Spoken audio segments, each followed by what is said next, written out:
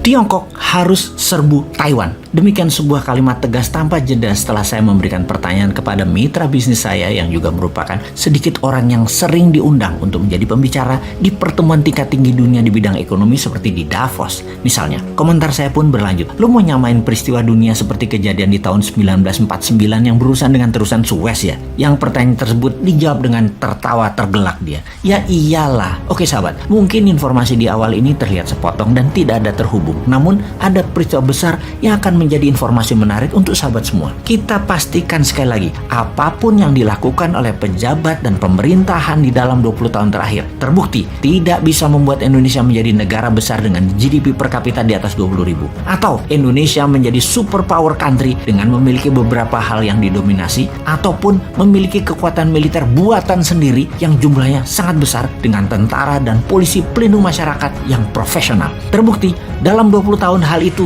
belum terjadi. Kemudian para calon di etalase saat ini yang mau jadi presiden di tahun 2024 akan membuat Indonesia kurang lebih sama dengan pemimpin 20 tahun sebelumnya. Pasti sama, garansi 100%. Kalau mau lain, maka pelajari informasi di awal yang terlihat sepotong yang akan kita lengkapi. Gamal Abdul Nasser, Bapak Negara Mesir, di tahun 1949 melakukan hal yang sangat berani, yaitu melakukan menasionalisasikan terusan Suez. Apa akibatnya? Menasionalisasikan artinya mengambil paksa terusan Suez yang dipegang oleh Inggris waktu itu. Inggris sangat tertampar dan ternyata Inggris tidak bisa berbuat apa-apa. Ternyata efek Perang Dunia Kedua, Inggris bukan hanya melepas kendali dunia ke Amerika, namun Inggris tidak punya taring di banyak wilayah. Nasser, Mesir, mendapat dukungan Amerika untuk mengambil terusan Suez tersebut, alias Amerika lah pemberi go ahead tersebut. Sebuah urat nadi ekonomi yang sangat strategis terusan Suez itu. Sejak saat itu, kita menjadi tahu kekuatan Amerika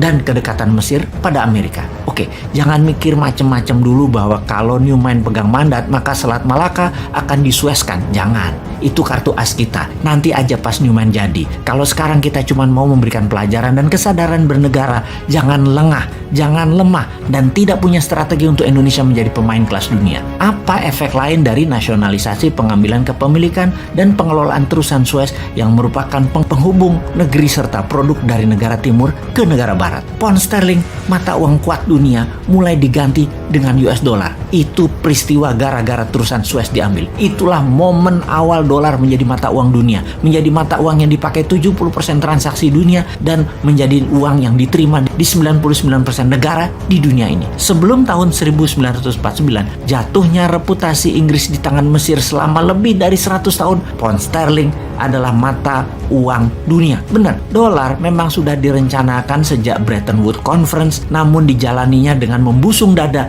sejak terusan Suez diambil Mesir di tahun 1949.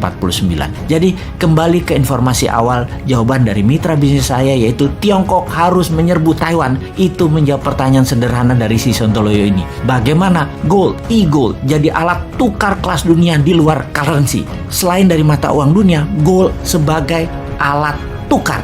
Tiongkok mesti serbu Taiwan, maka Amerika pasti akan masuk dalam perang tersebut. Demikian juga Korea Selatan, Jepang, dan Rusia akan masuk berperang militer. Kalau Tiongkok serbu dengan kekuatan militer penuh ke Taiwan, pasti ambiar makbiar perekonomian dunia, dan sejak saat itu tidak ada alat tukar yang terbaik dan tidak terpengaruh, yaitu hanya satu-satunya, emas dan e-goldnya. Inilah cita-cita Indonesia menunggu di tikungan. Ibarat peristiwa terusan Suez yang mempermalukan Inggris, maka Tiongkok serang Taiwan adalah momen yang kalau bisa harus terjadi deh, biar ego si Jinping dan ego Amerika tabrakan di Taiwan. Kita akan panen kalau bernegaranya ala Newman yang penuh dengan strategi dan sarana. Misalnya salah satunya yang sudah siap adalah gold payout system Indonesia.